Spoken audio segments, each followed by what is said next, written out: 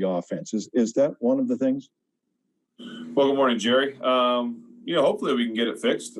Obviously if I had the answers, or if we had the answers, we would have, had it fixed by now. But, we believe in our guys, believe in the guys up front and the backs. And sometimes it's on me if it's an RPO and I throw it instead of hand it off, and maybe I should have handed it off, things like that. So we all need to get better, but it's more than just the run game. We need to get better as a group. And like you said, that fluidity comes to staying on the field and converting third downs, and that's on me. Joe Rudder. Yeah, Ben, when you get to this point in the season and it gets cold and you're throwing a lot of passes, aside from rest, do you do anything to take care of your arm and your body this time of year?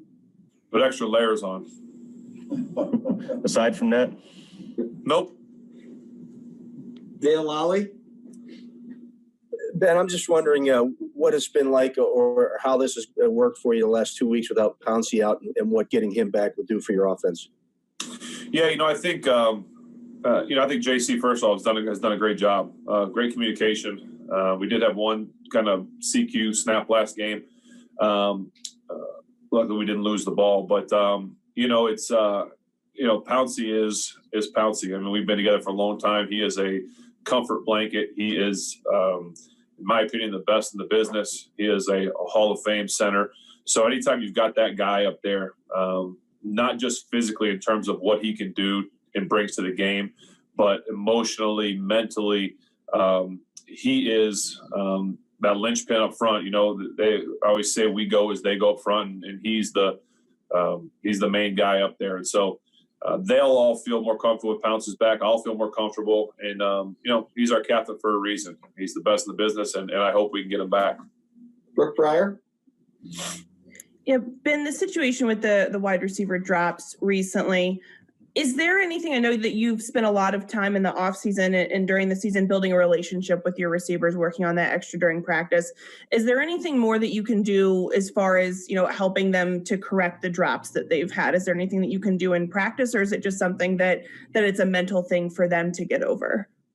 Well, each guy individually maybe is a little different, but I think that I just need to give them more catchable balls, put them in position to catch balls when they're not going to get hit. So I'm not going to worry too much about pulling them aside and having heart to heart, like you need to catch a ball. I need to give them balls that are more catchable, and I need to be my best so that they can be at their best, because when they're at their best, we're pretty good. Jim Colony. Whoops. Yeah, there we go. Hey, Ben, what's your practice plan for this week, and what's the right amount of practice for you to get week by week? Not really sure. I mean, today I'm going to probably take the day off. You have to ask Coach. Tomorrow I'm going to plan on treating it like a normal kind of Thursday, even though it is a little shorter week. I'm going to plan on getting out there and get some reps, and we'll just kind of see as the week unfolds. Mike Pizzuta. Hey, Ben, you said after the game the other night you didn't like your throw to McFarland on the 4th and 1. What specifically didn't you like about it? Because it looked like a pretty good back shoulder from where I was viewing it, and you had a matchup you would seemingly want on Bostic. What didn't you like about that play? Well, thanks, Mike. I appreciate you saying that about the throw. You said it there. It was, the safety was kind of cheating over his way a little bit, and so I threw it to the outside probably a little more than I should have with a running back. I've got faith and belief in everybody that they all can make every catch, but that throw probably was more suited for a receiver to make. So if I could have had it back, I would have put it inside just a little bit more, not a lot, because like I said, the safety was kind of on his way over there, but just to keep him from drifting and trying to catch over the outside shoulder, I would have put it more up the field and maybe let him make the play. And looking back on it again, maybe even just not throwing him up the field. He had Bostic beat a little bit, maybe make him slow down and make the catch. So I shouldn't put a rookie running back in a position to make, a wide receiver type catch, in my opinion. Jenna Harner. Ben, I know you didn't play in the game last year, but what's different about this Buffalo team from when you guys faced them a year ago to now? Well, I think they're playing, I don't remember the exact scenario last year, records, things like that, but they're a really good football team. They're playing with a lot of confidence. They've got an MVP caliber quarterback who's playing at that level.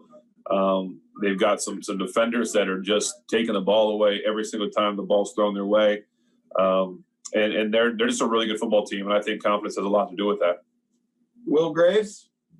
Jenna just sort of took my question, Ben, but I mean, if you could jog my memory, were you around on that Sunday night game? You weren't at the stadium that night, were you, when they played? Yeah, I was at every game last year. Okay, well, what was your impression? Remember, Ducks struggled that game, obviously. I'm curious, did the competitor, I know the last year sucked in general, but was it more acute in that moment, knowing so much was at stake, and just are you sort of anxious to kind of get a shot at these guys this time around? To be honest, I don't remember all the scenarios from last year. Forgive me for not being super, wired into what had happened and what week that was and all that stuff right now, because, obviously we're moving forward to this week. But, I know Coach always says 5-star matchups and this, that, and the other. But this is a very, very good football team. We're going to their place. Looks like crappy weather, night game, cold, all the perfect elements that come to playing playoff caliber football teams and playoff caliber situations at time of the year. So this is a great test and challenge for us. Mark Caboli?